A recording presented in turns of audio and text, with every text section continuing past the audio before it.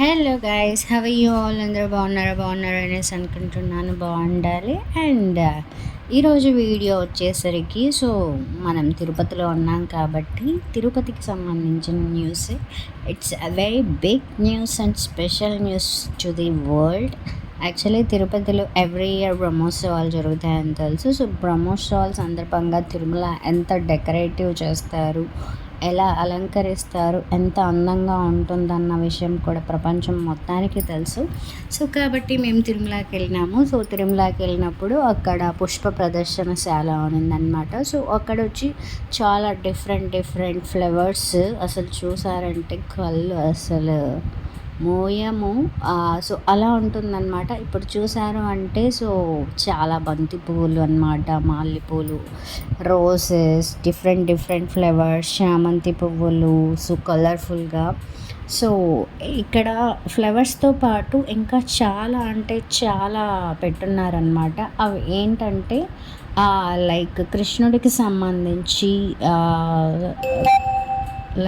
కృష్ణుడికి సంబంధించిన హిస్టరీ ఉంటుంది కదా, కృష్ణార్జున యుద్ధం గురించి కూడా చాలా మంచిగా పెట్టున్నారు. అండ్ పుస్తకశాల, ఐ మీన్ బుక్స్.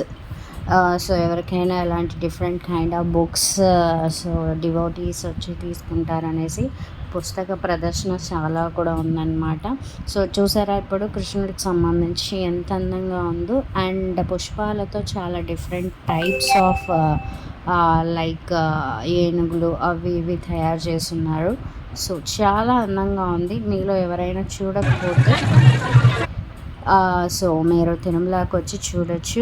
ఇంకా ఇది కపుల్ ఆఫ్ డేస్ మాత్రమే ఉంటుంది.